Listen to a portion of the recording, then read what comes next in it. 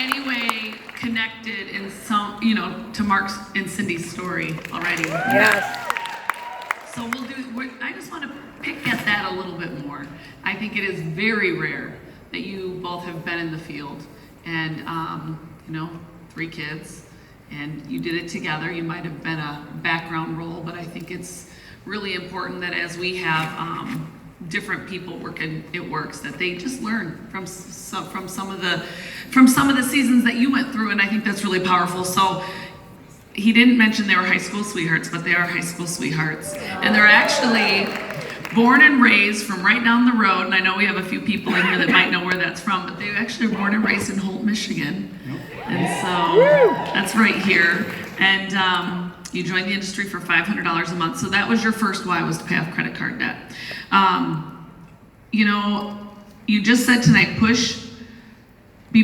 don't be pushed by your problems. Be led by your dreams. So when you hit $500 a month, what next? What'd you guys do after that? Well, when we first got started, I think that's with everyone. You want to dream, but you're kind of afraid because maybe in the past it hasn't happened. So I was sitting with someone that would have been my sponsors, the upline, and he was making some good money. And so he had said, all right, you're in this for $500 a month, but what would you do to go full time? And we were sitting at a Big Boys. I don't know if we have Big Boys anymore, but I actually wrote on one of those, what the plate was on, the little paper thing. And so I wrote, a placemat, and so I wrote, I took what I was making, divided by 12, and I said, well, if I can make $4,000 a month, I'll go full time. He goes, 4,000, you go full time. I said, well, maybe 6, because teachers have the summers off. And he goes, so 6,000, you go full time. I said, well, maybe we get good benefits, maybe 10. And so I was going for 500. We were paying off some credit card debt. Each time the check, we'd pay off the smaller ones first. We were working towards the house. But in the back of my mind, I was almost afraid to say it in case it didn't happen, that I let myself dream that big. But I was starting to dream, what if I could go full time? And so that's what kind of happened in that series. What were you thinking, Mom, as you got in for the $500 a month, and then you start hearing him talk about, okay, but if I did $10,000 a month, then I'd come home? Well, I actually had seen your dad shift. He loved coaching and teaching, but all of a sudden, it wasn't jazzing him like it was. And prior to that, that was it for your dad. He just loved that.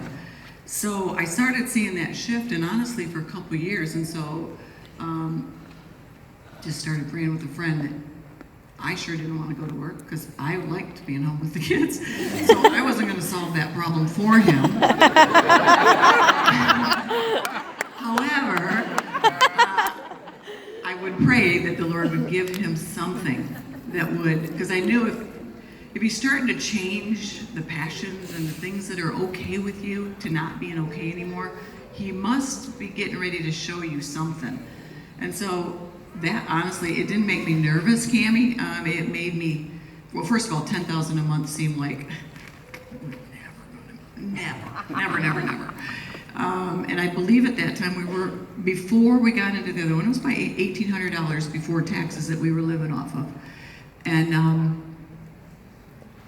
so, it just seemed like, it's ridiculous. However, I thought, if anybody can do it, he can do it, because he, like the coaching, he wanted to be a varsity coach, but he was always studying out there. He from the moment I met him, now I did not know the length of his visionary gifting at all. However, I did know he was a vision guy. And and I could just tell he always could see the good in people. He always he taught in a detention room because he took the kids that nobody saw anything in, and he saw potential. So it just makes sense that this is where he is today, because he sees it. But it didn't make me nervous. It actually made me think, okay, Lord, what are you up to? Wow. That's good. question. I was just gonna say, I mean, I know you each had roles within the business. Busy life, 3 kids, involved in a lot of things, coaching, teaching, daycare out of the home. What would you describe as your gifts? Anything else in addition? What were some of your strengths that just made you really good in the business outside of seeing potential in people? Well, I was hungry. I was really hungry. I mean, I read every book I could find on. There was a movie, it's older now, but Cocktails, you remember that with Tom Cruise? Yeah. And there's a part in there where the guy's like, all right, where's the book? Now, he was a bartender, but he always had a get-ahead book behind the bar. That's the way I was teaching. I always had a book on, make money in real estate or how to get ahead. Or I loved reading on successful people, and I studied that. And it's funny because, recently I've gotten to meet some of them that I was reading their books back then, and they're regular people like us, but they were hungry. And so I think being hungry and just looking for a vehicle and having grit. But I also think realizing that we were a team, because I think sometimes the devil gets in us of, like, instead of being a team together, like she's keeping me from, and what I learned with our balance was to let her do my scheduling. Because I'd go to meetings and we would talk, and we had rules, balance, like we'd have date nights marked out.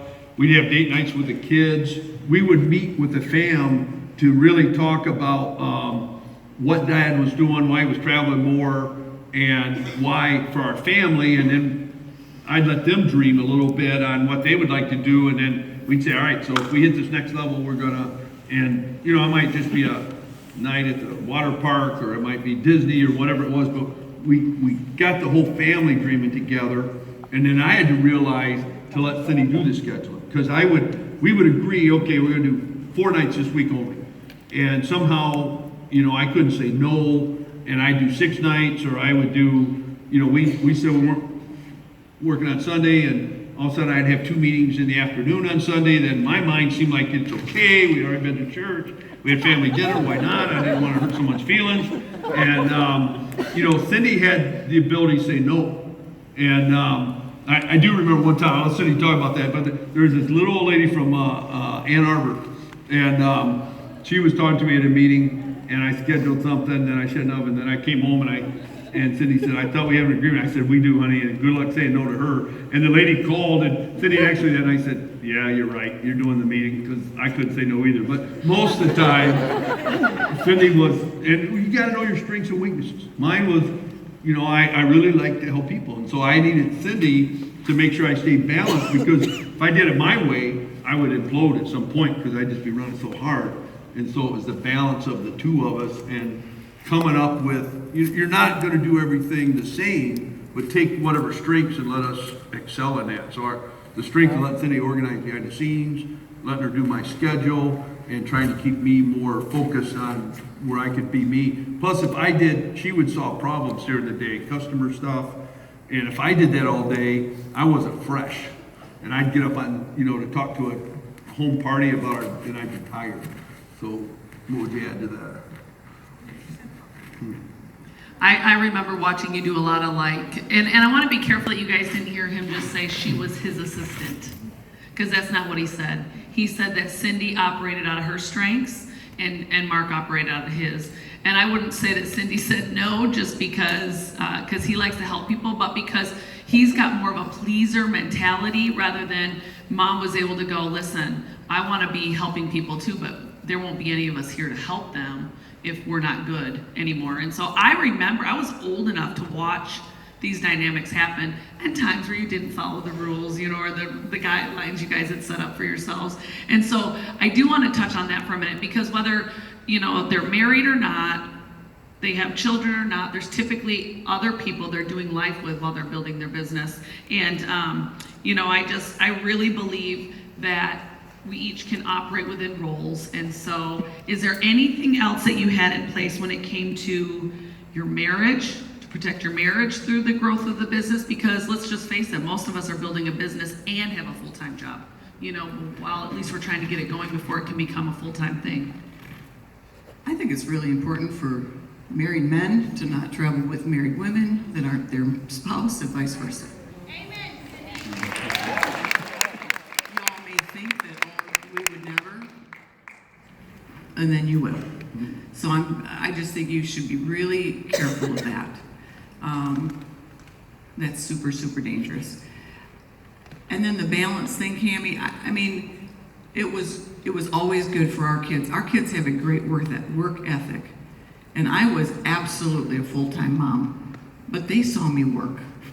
They saw me work hard. It was just in the home. And I think sometimes, ladies, once you get to stay home with your kids, you forget what it took so that you could be there with those kids. And it's not going to hurt them for you not to be there 24/7. It will hurt them if you are there 24/7 for them. They won't learn how to work. They won't learn some of the things that they need to learn. And all this guilt that you're carrying around is false guilt. And so you just got to be really careful. Because I got to be home with the kids so much, I never felt bad when I decided to go with him to a meeting. I never felt bad when we had a date night because they had me most of the time. And they also needed to see that the two of us prioritized the two of us. And so balance is just a joke.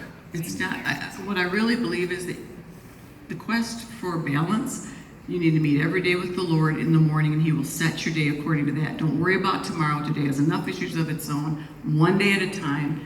Balance, you're never going to get it. You know how many of you have gotten up you decide, okay, I'm going to do my devotions. I get up at 4 in the morning, the kid walks out right behind you at 4:05. That is going to happen. So it's just, balance isn't something that you can attain to. It's something that every day you learn to go with the flows and do the I get tos and all those things so that you appreciate one day at a time. I want to just add one thing there. For me, my personality is built to get to the finish line. And one thing I regret a little bit today is not enjoying the journey a little more. And so I would say to you, Cindy and I were good about, we would set a reward out there.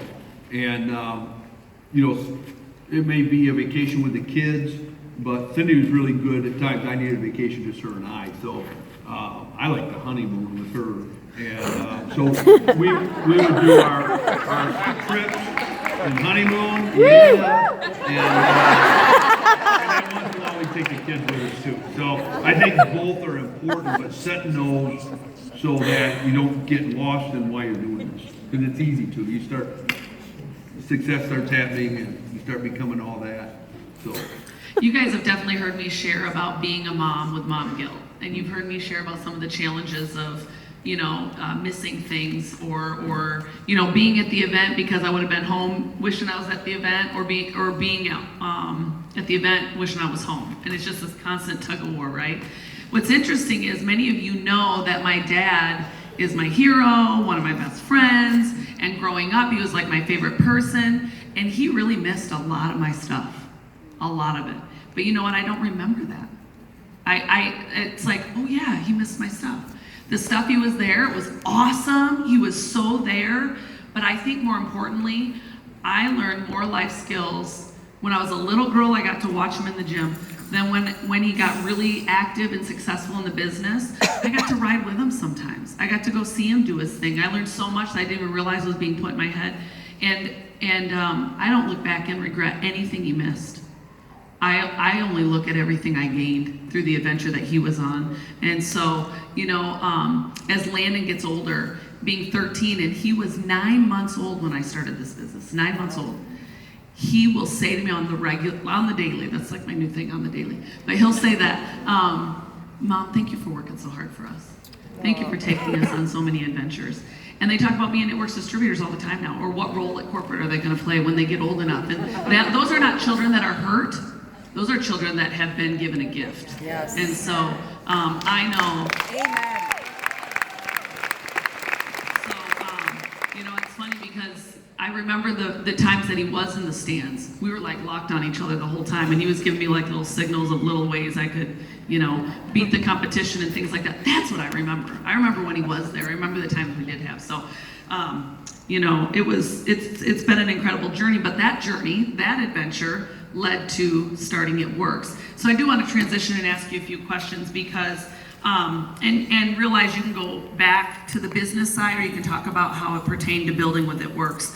But when you came upon challenges, you know, how did you get your mojo back? Well, interesting, I mentioned last weekend we were entertaining the French Canadians, and I had been sick for a while. Said he had a women's conference, so we were a little tired, and I was like, oh gosh, it's this weekend, and go up to the ranch, and two couples, and it was one of those weekends that I was kind of like, all right, we got to do this, you know, because we committed. But it ended up being, I got more out of it than I gave, I think. It was just a really cool, some great questions. You know, the one couple came to conference like 2 years ago, they didn't speak English. And I was like, what? And I'm thinking how we take for granted sometimes this opportunity, this vehicle we have. And here, it was a year we did the Go Fast. And she was telling me, everybody's jumping up and down and yelling and crying. And she just wants someone to tell her in French what's going on. And then they asked me that, and they were asking a lot of questions. They said, was there ever in the business times where you just didn't think you could go on, or it wasn't going to keep going? And at first I went, no. And then I went, oh yeah. We had the big lawsuit at the beginning. That about buried us. It was, we didn't have any, you know, we put all our money in the company, and we had the lawsuit, and it was costing us a lot of money, and you know, it's just so frustrating. And then I said, oh yeah. We had the big wrap shortage. We were just getting going, and we didn't have wraps for a couple months. You know, that was kind of a big deal.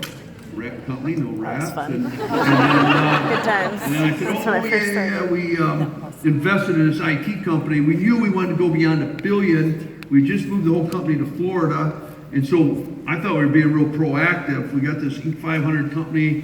They do all our software and everything, and we made the move over, and they just had a colossal fail. We couldn't sign up reps. We couldn't sign up customers. You couldn't look in your back office. The office people, we were working to 1, 2 a.m. every night. Everybody was hands-on trying to help. It about broke some people, and it was a nightmare. And I look back, and you know, when Brandon said that about some really smart people at the office, what I was thinking is, what we have at the office, I call them foxhole people. You know, if I don't have to look to see if they're in the foxhole with me, I know they're there. And that's the kind of people you want to surround yourself with. So when I look back, I mean, grace of God, we're here. And I think of the success we've had, but it's because you do have things that are crushing, and you don't know how tomorrow you're going to get up, but you just get up, and you just keep fighting. I remember one guy at the office was in charge of the IT, and I remember he had his door shut, and I went in there and opened his door. I said, you got to open your door. You can't be in here with the door shut. And he looked at me and he goes, I don't have the answers. And I said, well, we just got to keep going forward. And we ended up going to another company, turned it over, and like, it's not even possible to do what we did. I don't even know how we did it, except the grace of God. And we turned that over, new system, bigger, better than ever. And that other company went bankrupt like 2 months later.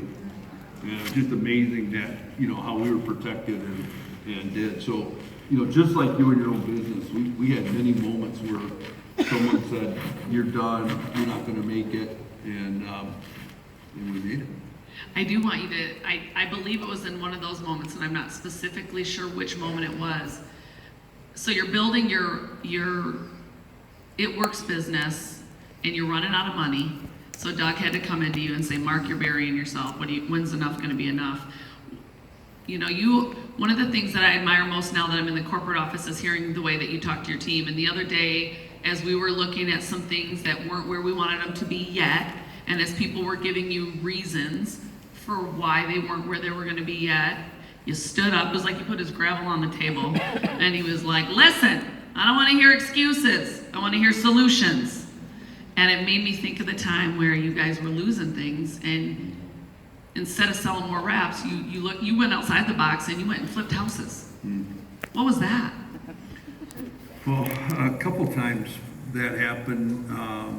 Steve Radius, which Steve's up here this weekend with us, started with Doug and Steve as our first couple employees. And Steve was full-time, and we had that lawsuit, and we were trying to take care of it. I'd never been in a lawsuit, so I was like, I thought if you were right, you won. I didn't know it was kind of how you spin the story. And so I couldn't keep paying Doug, or Steve at that time, full-time. And there was a business in Grand Rapids, Harvey Cadillac. Harvey came to me and said, hey, Steve had two sons that had Hunter syndrome, and he said, look, let's keep Steve working. If you'll pay half, I'll pay half. And so we kept Steve on, and and then the next year, Doug had been teaching with me as a teacher, and I had said, hey, Doug, it's time, man, come work. And so I guaranteed him I'd at least make what he made teaching. And then we had the issue, and so we decided we'd flip a house. So in the morning, we'd answer the phones, take care of our business. In the afternoon, we bought an old house, and we were fixing it up. Doug would go over there. He had fix-up skills. I didn't have fix-up skills. And so we sold that, made enough to pay his salary and ours. We were living off the commission chart. And, the time Doug came and said, when, as your friend, I'm taking off my CFO hat. You're my friend. When do I tell you to quit? You're burying yourself. And I never thought of that. I never thought that was an option, was to quit. And so we just said, Doug, I think we're so close. I just feel like, and it was like 2 months before Christmas when he told me that. And it was right after Christmas we got our first 2 double diamonds. And we were all excited about 2 double diamonds. Wow.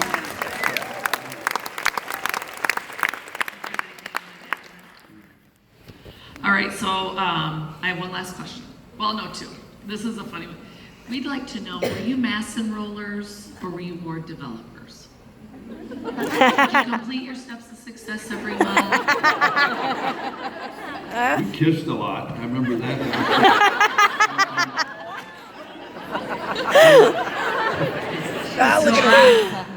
In the business that we were in, you had to get customers, and you had to get the reps that wanted to get the customers. And so I took care of the customers because we had to watch every penny back then. And I knew back then long distance was just a luxury if you could make long distance calls. And so with my 6 sisters, I never got to call them because we couldn't afford to. I mean, I could go to work or I could stay home with my kids and not make long distance phone calls. And so I knew people just like that would want to save money on their long distance phone bill. So that was really easy for me because that was me helping other moms and other just people be able to save a little bit of money each month. So that part was really easy for me. No problem. Mark was the one who, your dad was the one who he just got up and people followed. He's like the Pied Piper, just like he is now. He has the gift. I am not a people person at all. You talk about opposites attracting, hello. This is. But we work really well together. That's awesome.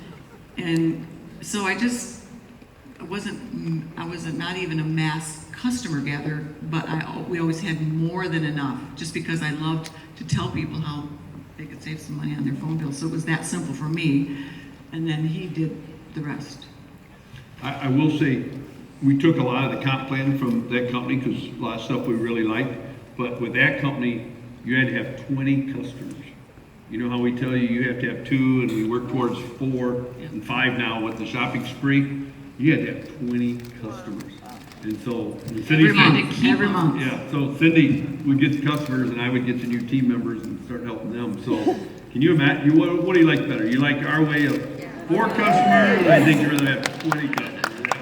Yeah. Okay, and then my last question for you tonight is, if you were building a home business over again today, and you can both answer this in however you see fit, what would you do differently?